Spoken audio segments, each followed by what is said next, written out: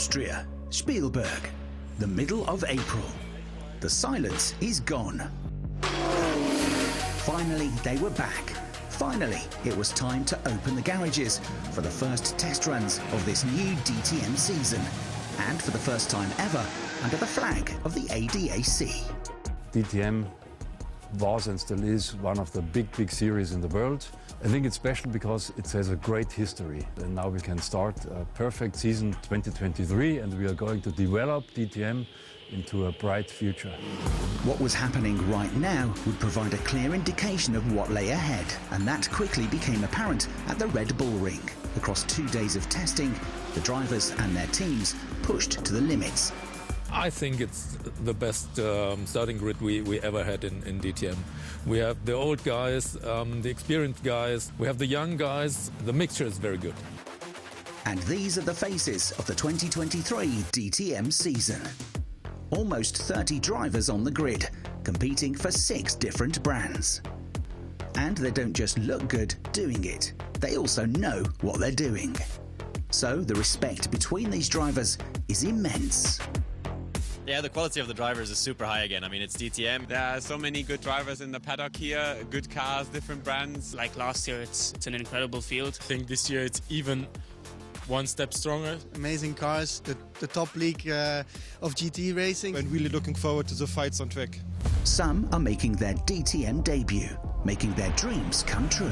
You know, a championship with so much history, and I was watching it when I was a kid, so very excited to be a part of it. It feels amazing. I mean, it was a dream come true for me. I think my goals are just to get used to the car, get used to the team, and I think we have a great package to be successful.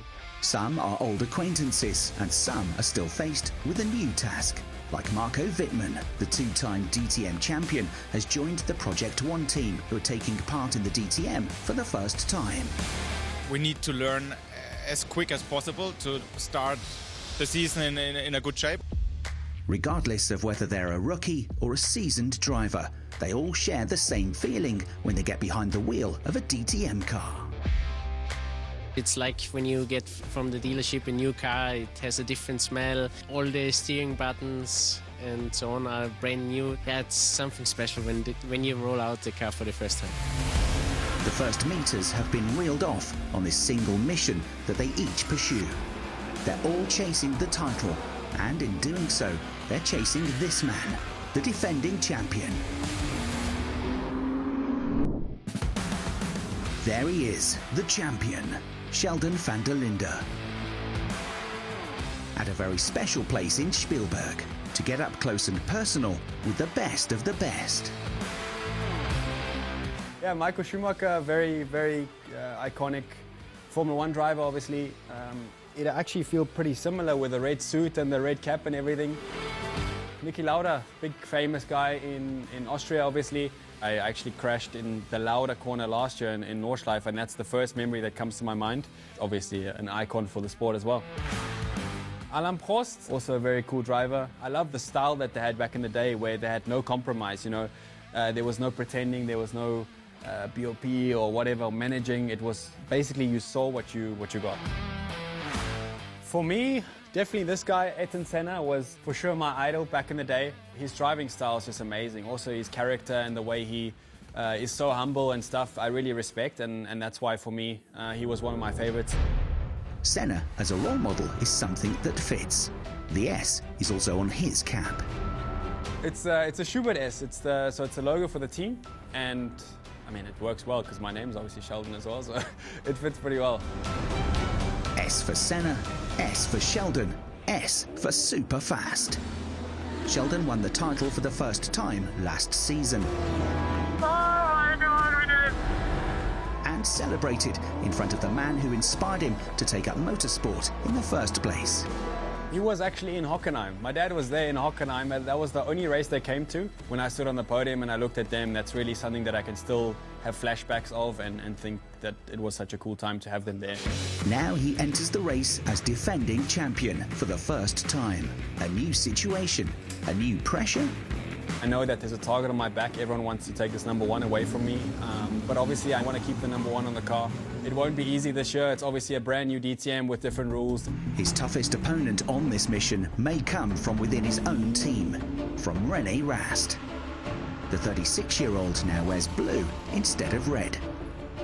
After 11 years with Audi, he's targeting his 4th DTM title as a BMW driver. I know Sheldon for almost 10 years already. He was sitting in my GT3 car when he was not even 10 years old. So yeah, I have good memories from the past, but obviously we became friends over the last couple of years, working together as well. And now the first time as teammates, but obviously he's the benchmark in that car. He's the quickest guy. He won the championship last year. So I'm happy to have him as a reference, and hopefully I can learn a lot from him. Sheldon van der Linde still has a way to go before he reaches legendary status, but he could take the next small step if the S for Sheldon also stands for securing his next title.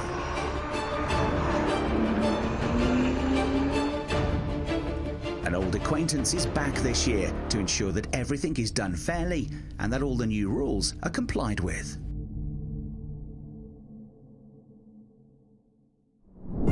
Hi, I'm Sven Stoppe, the permanent DTM race director. I'm involved in motorsport since about 20 years. I've been race director for DTM from 2007 to 2020. In the past 2 years, I managed GT Masters, and now I'm back in DTM. He's not reading only the laws and the regulations. I think he has a feeling for the drivers and for the needs of the drivers. And now I would like to introduce you to the most important facts about the new season.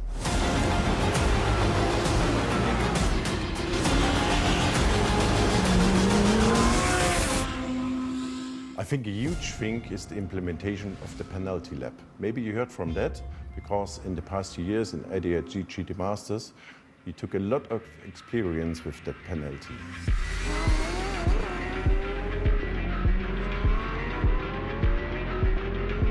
When a driver receives a penalty lap, then he needs to go through the penalty zone with a maximum speed of 50 kph. That means the driver loses position and about 5 seconds. So for instance, at Red Bull Ring, the penalty lap would be after turn 3, it's a very slow corner, maximum speed 80 kph, and directly after turn 3 on the right-hand side, there is the penalty zone.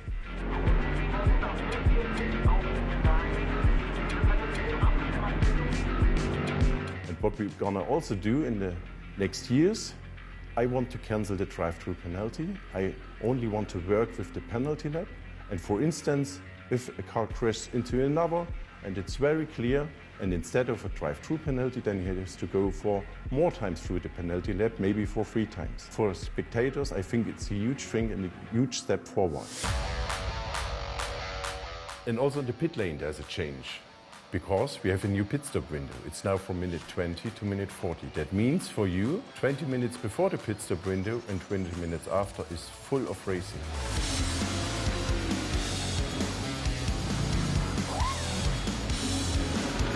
And now let's talk about the start.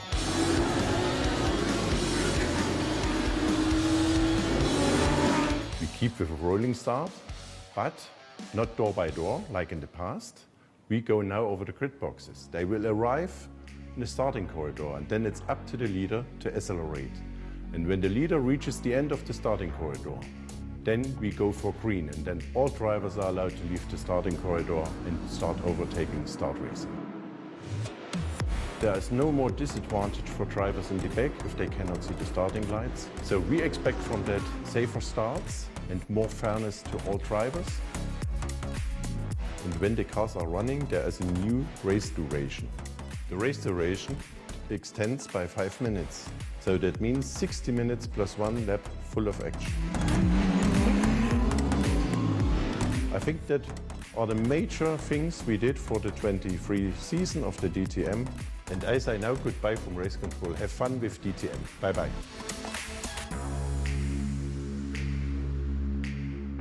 Having fun and providing entertainment is what Porsche wants above all else this year, as does this man.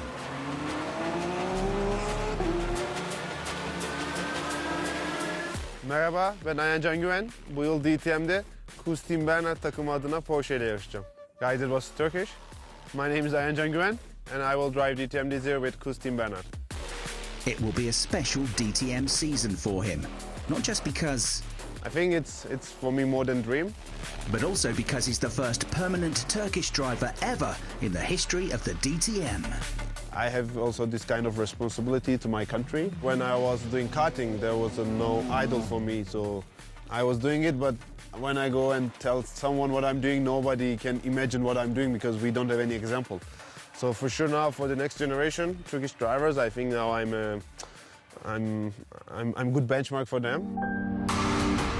It was a long journey for Güven to reach the DTM cockpit. Born in Istanbul, his father took him to the racetrack before he could even walk. He left his mark on the asphalt early on, but also in digital form. I'm from Turkey, really limited motorsport possibilities, so I use sim racing in the side. And in this stage, I'm completely mixed them. You know, I do, in my free time, I do sim racing for preparation for the real life. Also, I have some responsibilities in the sim world that I do also it's professional. So now I think I'm like a mix of both. He believes that in 10 years, all racers will combine both worlds. As is the case with Lauren Heinrich, Güven's teammate. Both know each other through sim racing. If in this day when we do sim racing, if someone tells us that we will drive in DTM in 5 years together, I think like even he will not believe it. Can is a really funny person. I think you need to get warm with him until he opens up. But once he opens up, it's really cool with him. I'm super happy that Lauren is like me in terms of sim racing and real life racing because we will use same language. So I think it's the best teammate I can find. So they speak the same language, and that in particular is an immensely important point for the Turk, because there's no one else in the paddock with whom he can share that same connection. Fair to say, he's come a long way. After making a DTM guest appearance at the Norris Ring last season, he's ready to go on the offensive. For sure, I want to win races. I think this is a clear goal. I want to win a DTM race this year. He also hopes for the support of the Turkish fans. For sure, there is a lot of Turkish people live in Germany, and I'm confident that we will have enough Turkish support on the tracks. He's long since proven what he's capable of achieving, whether it be in the Porsche Super Cup or as last year's runner-up in the ADAC GT Masters. So it's not hard to believe that he'll surprise everyone, because that's exactly what he's already managed to do several times in the past. But Güven isn't the only Porsche driver with huge potential, because in total there are 6 Porsches on the grid. Defending champion Sheldon van der Linde has got that brand on his mind, and one team in particular. I think the Porsches will be strong. Manthey especially, they have a lot of history in the past of performing well. Manthey, Olaf Manthey's team, is one of the most successful German GT teams of all. Yet for the time being, they're stacking the deck. We are beginners in the DTM now. We have done the last time, and it's more than 20 years ago. Yeah, hopefully we will see that we can get some podiums. The team has 2 proven race winners, with Thomas Preining and Dennis Olsen. For sure, on paper, the combination looks very good. We are quite different, but somehow we can learn from each other. To take the best out of each other, I think this will be, a key point. We were juniors together in 2017, so it's been a while that we know each other, so the relationship is very good. Austrian Preining clinched the first ever DTM victory for Porsche at the Norris Ring last year and fought for the title until the final weekend of the season. Obviously we want to get into the fight again for the championship. For sure a strong start to the season is the first step in the right direction. Dennis Olsen won at Spa in 2022 and has long since demonstrated his headline potential. I believe Thomas and I definitely, we have a good chance at fighting for the title. They could be the power pair of the season, but a lot, if not everything, has to go right for that to happen. And that includes one component in particular, the correct handling of the new tyres. A switch of tyre brand is one of the many new changes. They managed to win over Formula 1, and now they'll supply the DTM as well. I'm Matteo Braga. I work for Pirelli Motorsport, responsible of all the circuit activities for GT and touring. From this year, Pirelli will be the sole supplier of the DTM series. We have very good experience with Pirelli from ADAC GT Masters. I think we are using them now for over 8 years. And also from now on, in DTM, the motto will be class, not mass. We only have one type for dry and one type for wet. What we try to do is to optimize everything, reducing the number and giving the chance to all the teams just to join the series and be competitive from the beginning and not spend too much time in understanding different products. After all, the tyre should work for everyone, regardless of the driver, regardless of the brand. The structure and size guarantee the most level playing field possible. These are 18-inch tire, and we have front and rear. They have more or less the same width, but the diameter is different. The front is 680 millimeter, and the rear is 705 millimeter. And just like the drivers and teams, the Italian tyre manufacturer is also looking forward to the new season. Probably 30 years ago was the last time that we were competing in the series. Now we are a sole supplier, and DTM, we know, is a strong championship, very high level of competition, good drivers, good brands. Pirelli and the DTM, a strong partnership for the future, which promises one thing above all: great motorsport entertainment. That race action and sustainability are not mutually exclusive is also important to ADAC. Sustainability is a very important issue for everybody and also in motorsport. When we talk to sponsors, even when we talk to manufacturers, they make clear we want sustainable motorsport. And this is also a target of ADAC, of ADAC. Its pioneering role for sustainable motorsport will also result in a number of far-reaching changes within the DTM for 2023. I think this is the most important thing. First time we have another fuel.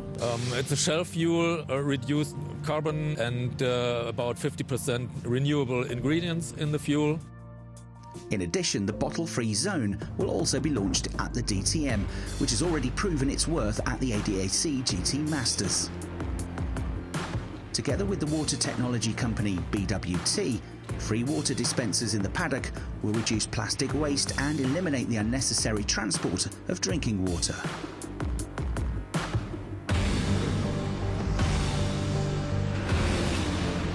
Another obvious innovation can be found in Ferrari's garage, as the only manufacturer with a brand new car.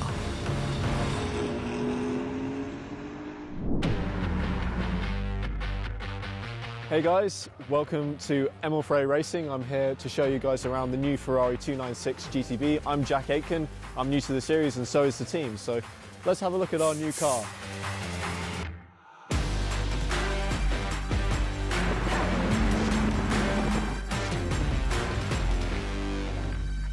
As you guys can see, they're working very hard to get the changes done. We have a lot to get through in this first test to learn our new car, and there's a few things that have changed from last year's model. We have a new chassis, which is the 296 GTB, compared to the 488, and it's come with a few upgrades, including very advanced aerodynamics. You know, you see this massive splitter where all the air goes under the car and creates a lot of suction for the car on the racetrack. And of course these big canards at the front as well, which are helping to press the front of the car into the floor. As well, we have a completely new monocoque as well. I'm going to show you guys inside the car quickly. So as you can see, there's a lot of carbon fiber here. The car has been designed from the ground up pretty much to be as safe as possible and as strong as possible. We also have a very advanced steering wheel, which gives us a lot of options to change things in the car and to stay on top of our controls.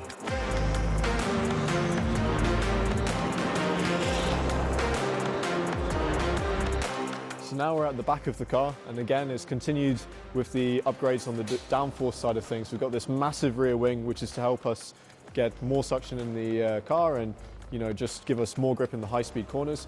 We also have a completely redesigned rear end of the car with the exhaust high up, so that if you have a contact on the back of the car, the exhausts are protected. It's a very important feature for us.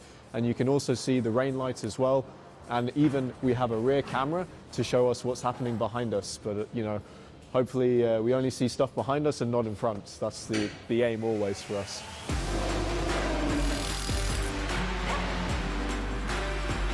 But as you guys might have spotted, this is not my car. This is Thierry Vermeulen's car, who's going to be my teammate this year. And in fact, here he is. What a coincidence. Hi, mate. Nice to see you. So, mate, very important question. Where are we going to finish in the championship this year? Ooh, that's a good one. Well, personally, I would be happy with a top 8 finish in the championship. How about you? Top 8 is very specific. I like it. I of course, want top 1. Top 1, yeah, okay. That's my goal. Yeah. I'll keep you to that. Yeah, if I don't get this, I'll be very sad.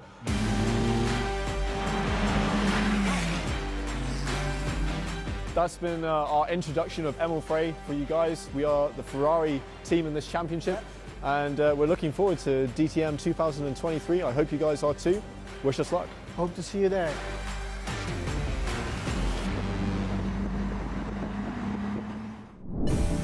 Kelvin van der Linde and Ricardo Feller experienced a preparatory event of a different kind, with an excursion into completely unknown terrain. Yeah, snow is not typical for us Africans. I'm not a skier, even though I'm Swiss. But we had a lot of fun in Gurgel with our friend Dave riding. In the Austrian Tyrol, the Audi drivers took to the ski slopes. And they did so under the guidance of British skiing star Dave Riding. A special experience that revealed unexpected parallels. Very cool guy, different, like completely different sport, but same mentality, so this was quite interesting to see. The mindset is very similar, this risk management, and they have this racer mindset just like we have on the racetrack. For the new DTM season, they're swapping 2 skis for 4 wheels. The goal is clear. Together with the Abt Sportsline team, they want to leave marks on the grey asphalt that are more long-lasting than a track on the snow. Obviously, we have 2 great race drivers with Ricardo and Kelvin, and obviously our goal will be to win the championship. They've both proven that they're winning drivers. Kelvin took 4 victories in 2022, and Ricardo was a race winner at Imola. The mutual respect is accordingly high. He's very strong, young, ambitious, similar to me. He's young and has a lot of experience, especially with the Audi. Also already more experienced than me in the DTM. Happy to have Ricardo on board. I think he brings good motivation to the team as well. He was quite close to win the title, so for sure he knows he has everything to win it. We're quite an aggressive and feisty team. Anyone who cuts such a good figure on unknown terrain can really do anything on the beloved surface. And last year, a van der Linde became champion, but this one didn't drive an Audi. The 2022 DTM season left an impression, especially through one driver. And the 2022 DTM Championship title is going to go to Sheldon van der Linde. Oh man, I don't even know what to say. I have 1,000 things running through my mind right now, and just flashing back to when I was a kid. I honestly believe that I could be there one day. He started from pole twice and was victorious 3 times. Oh my God, My family gave me the opportunity to do this, and I have no words. I can just say thank you so much to everyone that believed in me. The South African was by far the most consistent driver, and therefore the rightful champion.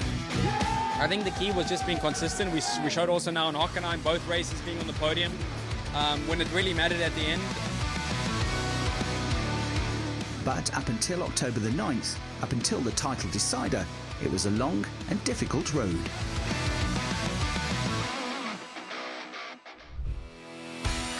The new DTM season got underway at Portimao in Portugal and immediately created a stir. Portimao as a prelude was incredible, incredibly beautiful, incredibly challenging on the Formula 1 circuit.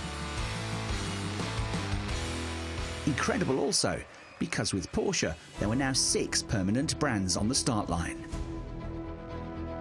And incredible because this man celebrated his comeback, René Rast, the 3-time DTM champion. But it wasn't him who took the first pole position of the season. Somebody else stepped into the limelight. Mirko Bortolotti secured a brilliant pole position, a first for him and also a first for Lamborghini in the history of the DTM.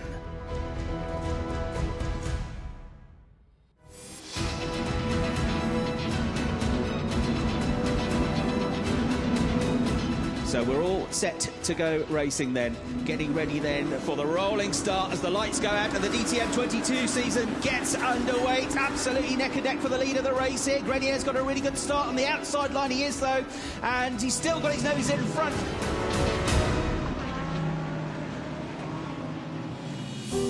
Bortolotti fell back after a safety car phase, but he fought hard and reached the podium. Third place behind Stolz, and the first winner of the season, Lucas Auer from Austria. He flashes the lights, it's victory for Lucas Auer and Team Winward in the opening round. Was a cool race. I had an advantage with Mirko. I think he had some failure or something at the restart, but after that I had a good car and I could drive it home, so very pleased with that. The second race day also saw some excitement, partially because of an unprecedented starting grid with 5 drivers from 5 different brands at the front. After a strong start, pole sitter Nico Müller put in a fantastic performance. The Swiss driver dominated the race. The reward? The 2019 and 2020 vice champion celebrated his 11th DTM win. We are back, Nico, we are back. Well done, great race, great pace. But the biggest scorer of the weekend was undoubtedly Mirko Bortolotti. Just like on day 1, he achieved another third-place finish and therefore left the Algarve coast as the championship leader.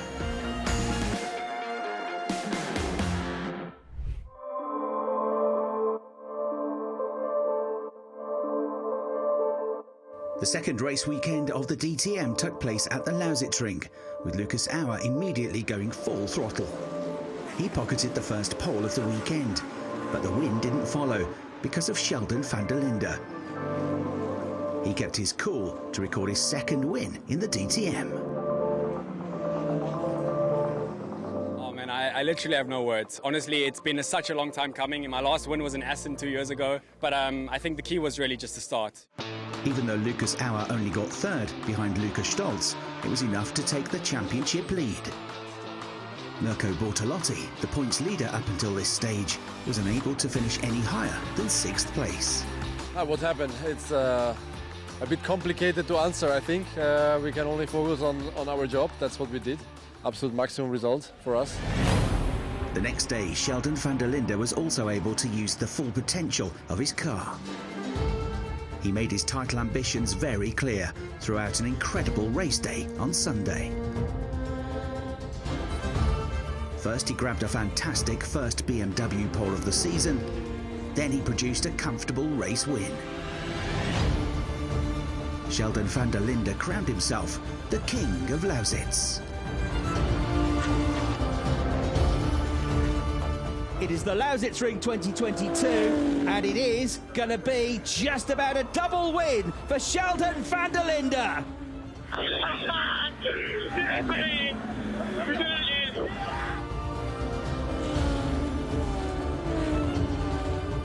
Before this, I had 1 DTM win in the last 2 years, and now I've got 2 in 1 weekend, so that's by far the best weekend I've ever had. With Mirko Bortolotti only 6th and Lucas Auer back in 8th, Sheldon van der Linde left Lausitz as the championship leader, and with an impressive 15-point advantage.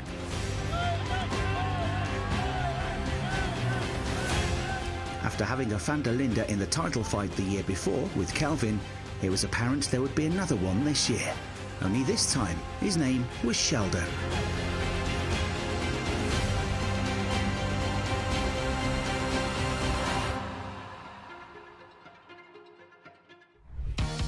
It was the first time that DTM had competed in Imola. Expectations were high, especially for Mirko Bortolotti. But very quickly it became clear that his home race wasn't going to be easy for Lamborghini or Ferrari. Instead, triumph went the way of René Rast. With temperatures exceeding 30 degrees Celsius, he kept a cool head. First he grabbed pole, and later on, the victory. Yes! Yes! That was a fantastic job, René. Feels good to be back up on the podium. Sensational. After a year-long break, after 587 days, Rast was once again standing on top of a DTM podium. Yeah, amazing feeling, obviously. Before the season, I really didn't expect it, to fight for wins or podiums.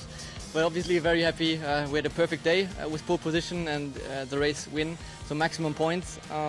Yeah, quite unbelievable, I have to say.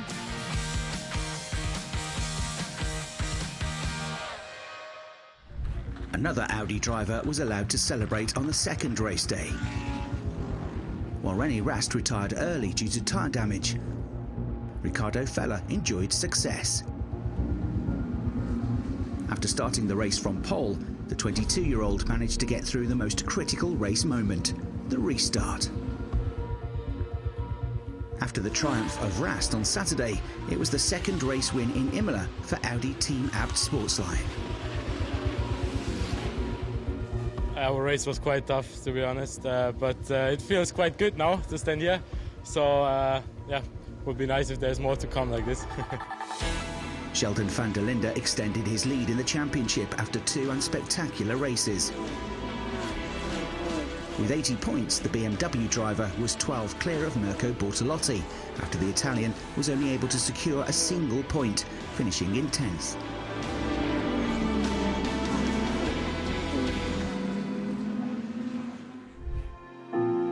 The fourth race weekend took place in his hometown, on the Norris Ring in Nuremberg, at the most successful place for Maximilian Götz. I've been coming here since I was 8 years old, as often as I could, together with my father. As a fan, I was hunting for autographs. I admired Bernd Schneider and Klaus Ludwig, and then winning the title here in 2021, it could hardly get any better.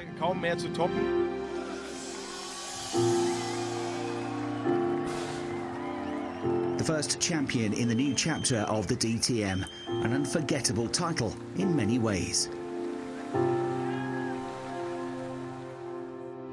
8 months after the finale of the DTM 2021 in the same place, the question was this: who would go into the 8-week summer break as half-time champion? We throw the lights to the top of the gantry as we get ready to rock and roll and race. DTM here at the Norris Ring. Already some drivers champing at the bit, trying to anticipate the lights as we go green. A good start from Kelvin van der Linde. He covered off that inside line pretty nicely. Frank Pereira's trying to have a go, and so too is Arjun Maini all the way around the outside. Arjun Maini then a big bold move right from the start, and Arjun Maini and Frank Pereira make contact, and Arjun Maini has got around, and then there is a stack and queue of cars that all get involved. It's something of a domino effect then. Out of 27 cars on the starting grid, 7 had to retire early. Among them, the championship leader, Sheldon van der Linde. And that's not all. In total, the safety car had to be sent onto the circuit 3 times. On top of that, a full course yellow phase. Only 11 cars reached the finish line. Through it all, Thomas Preining came out on top. The Austrian achieved the first ever DTM win for Porsche. Yes! Just 1 day later, there was another first, as Felipe Fraga took his maiden DTM victory, and this on his 27th birthday. He will see the checkered flag within sight. Felipe Fraga wins DTM at the Norris Ring. You're a race winner in DTM, mate. Yes! Yes, man! Finally! Second was Mirko Bortolotti, enough to ensure that he was the driver who collected the most points over the first 4 race weekends. He held a 9-point advantage over Sheldon van der Linde.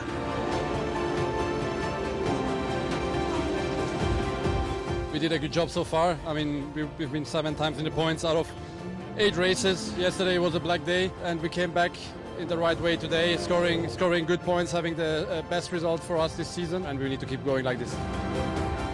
Up to now, he'd been an underdog, but it became clear that his role on the grid would now change. from being a competitor to becoming the hunted. For Bortolotti, a whole new kind of pressure. Would he be able to withstand it for the second half of the season?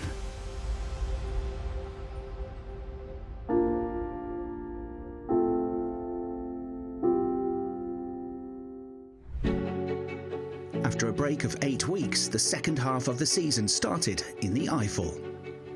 And what does everyone know about the Eifel? That she's unpredictable. The fog persisted for hours, a real test of patience. But the waiting would eventually be paid off with real drama. This came courtesy of the championship leader, who was responsible for the most crucial act of the race. Fighting for the lead with Fahrer, Bortolotti lost control on lap 29. Bortolotti has a big look at the inside contact, and Fahrer is sent into a spin. Bortolotti spins, and Sheldon van der Linde has got the lead of the race from third place. He whips past. They're stranded on the track, lighting up the tyres. Furious is Felipe Fahrer, having to go the wrong way down the track just to try and spin it around. Bortolotti's mistake cost him and Fahrer some serious points. It would deal a heavy blow to the Italians' title aspirations. Sheldon van der Linde brought home his third win of the season, with his brother Kelvin taking second place, the South African's first podium of the year. And for the first time, a pair of brothers celebrated a 1-2 finish in the DTM.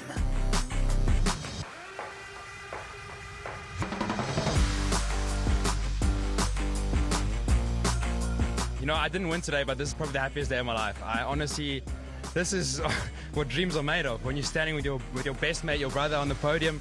If mom and dad, you guys are watching, I'm so proud of you guys and thank you so much for everything. And I'm speechless, honestly. This is what we've been dreaming for our whole lives long, and we said this whole year that that's our goal, is to be on the podium together.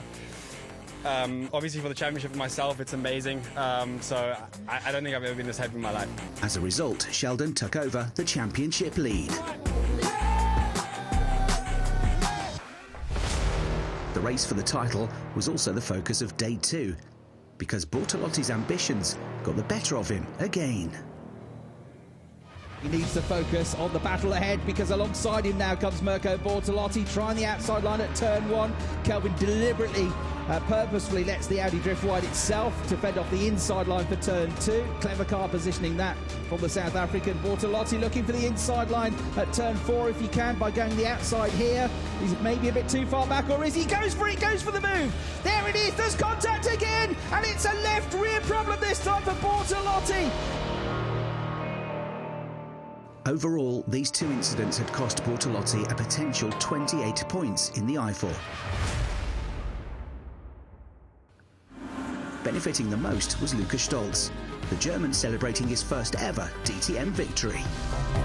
Into the final corner comes the HRT Mercedes. Here comes Lukas Stolz, who becomes a race winner in the DTM. It's hard to describe, I would say. Still, emotions are really, really high. But yeah, to win at your home track with your home team, it's based in Moisbad, it feels awesome. With Lucas Auer making it onto the podium in third place, he was now also third in the overall standings.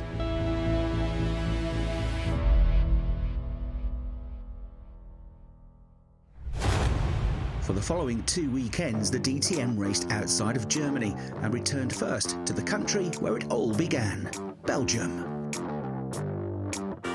2 more DTM newcomers stepped into the limelight at Spa. After Norway's Dennis Olsen secured Porsche their first ever DTM pole, he raced superbly to get his first career win.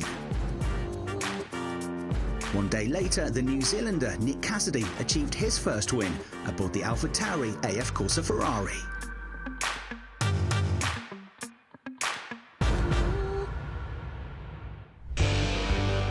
Championship leader Sheldon van der Linde experienced a difficult weekend in Spielberg.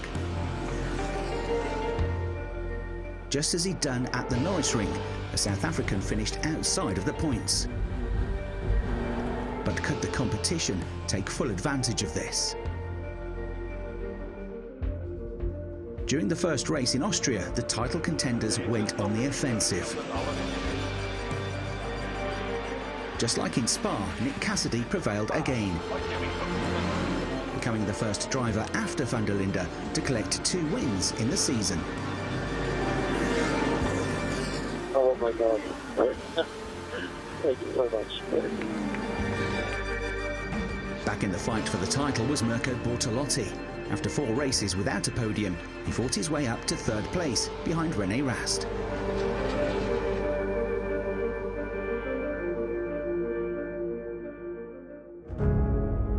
The second round in Steiermark paved the way for an exciting season finale in Hockenheim.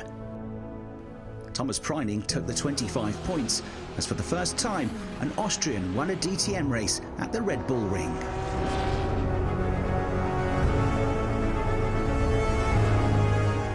And this is the Preining time! Yeah, mate! Well done! Thank you! Yeah, it's honestly unbelievable. Winning a race in DTM is a big honor, and to do it on home soil is unbelievable. Honestly, the level is so high, the teams are working on an extremely high level, and the drivers are world class. So to win on home soil is spectacular. The other Austrian, Lukas Auer, took 6th place and thus regained 2nd position in the overall standings. He trailed by 11 points. And René Rast was lurking just behind him. Mathematically, 10 drivers still had a chance of winning the title ahead of the showdown in Hockenheim. That alone guaranteed thrills.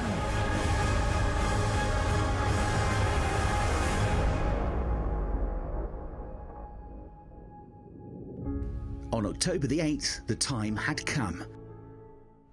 The last race weekend was about to start. 5 drivers had realistic hopes for the title. Van der Linde, Auer, Bortolotti, Rast, and Preining. But the penultimate race of the season would shatter more title dreams, especially because of this dramatic incident.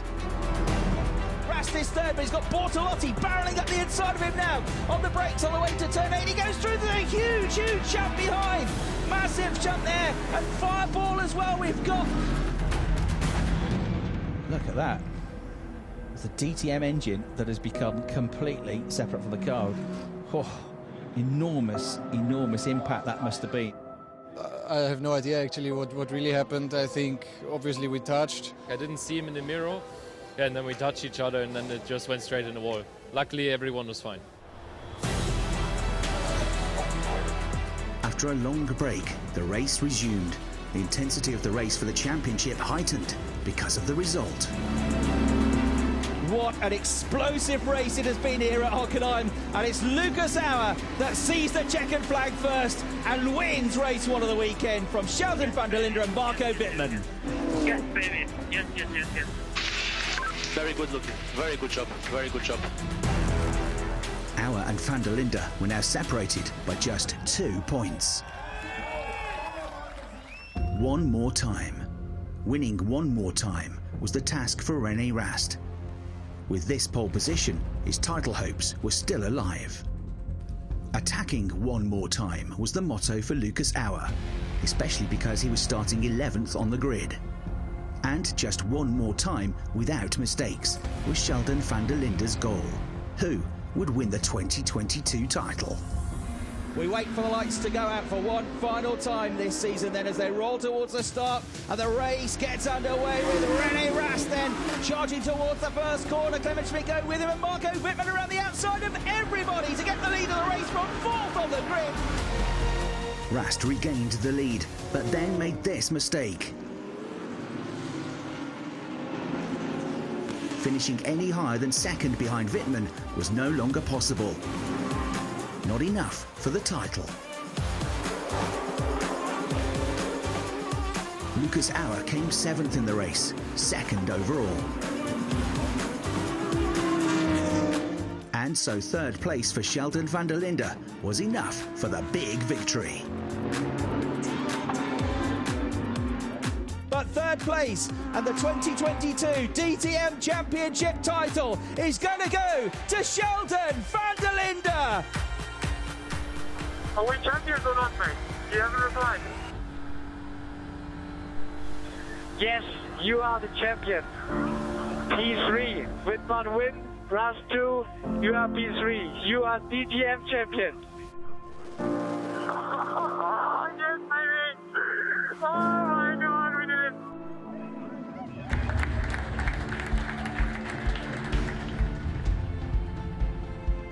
Yeah, just so happy to be DTM champion. It feels unbelievable.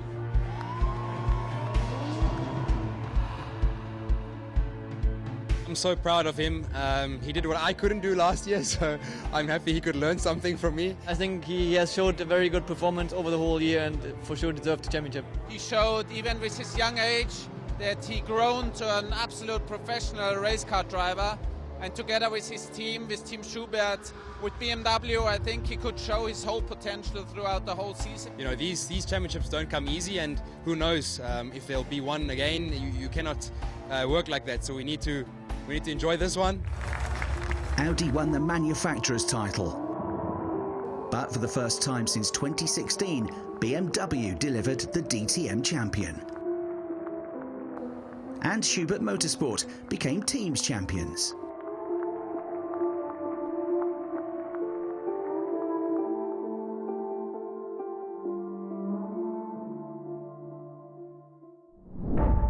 Six months later, Lucas Auer can only watch the pre-season tests. And yet his message is a positive one. I'm fine. I have a good team around me, and I'm doing well, and I'm pleased.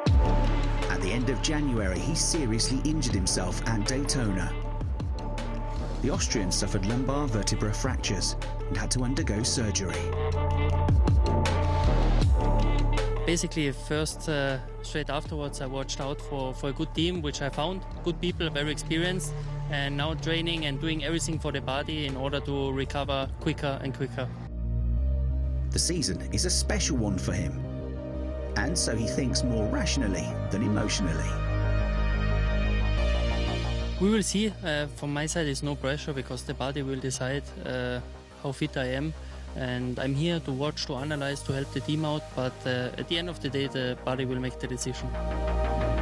In the last 2 years, the Mercedes driver has been in the fight for the title and was runner-up in 2022.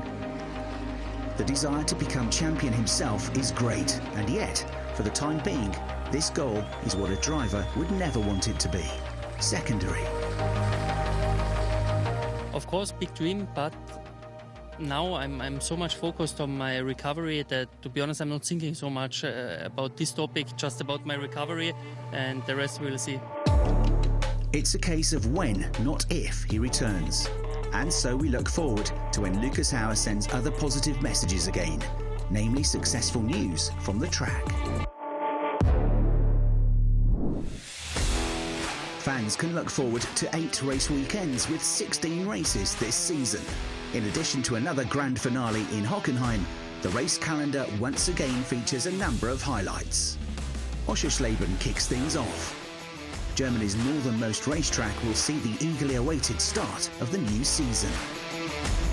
It's a different racetrack. It's a lot of corners, a lot of difficult corners. It's very tough to overtake, so everyone is on the limit. I think qualifying is super important, yeah, because it's very tight. We raced a lot of times in GT Masters, and we saw some great races. I think it's mandatory to find a good setup for Oschersleben. It's really a technical track. Basically, the fans are just amazing there. The crowd is outstanding. It's always fully packed.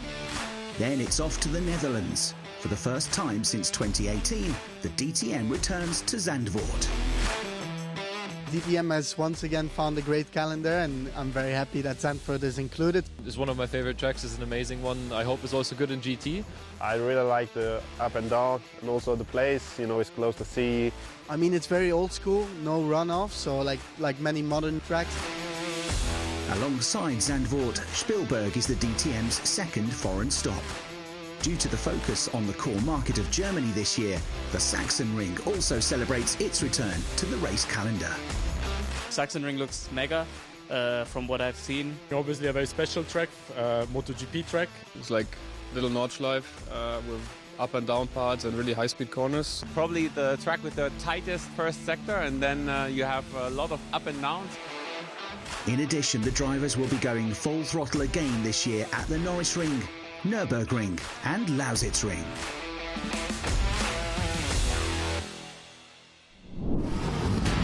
Exciting and eventful races are guaranteed due to the different track characteristics on the calendar, as we search for the answer to this one question: who will be champion in 2023? What do the team bosses think? It's really difficult to say, but it is good that it is difficult. As you know, the DTM is one of the toughest and hardest GT championships. And it is not only a thing of working hard, so this is a thing of having a little bit of combination out of all. I mean, there's nothing else to say than this will be a tough fight and a hard competition. In any case, there are plenty of hopefuls, with, for example, champion Sheldon van der Linde, Aitken, Rast, Kelvin van der Linde, Preining, Auer, Wittmann, and also this man, Lamborghini's ace, Mirko Bortolotti. The fourth-place finisher from last season is eager to win the title. With Mirko, we have one of the strongest drivers around the world in GT3 cars. I think he shows his potential last year, and he is able to win this championship. As open as the question of the championship is, the mission that the DTM is pursuing this season is clear. We want to show, as ADAC, with the DTM, our aims in technology, in sustainability, and of course, which is the most exciting thing for the spectators, in entertainment. Great racing for great entertainment. The test days in Spielberg were a small but promising glimpse before things really get going. Let the season begin.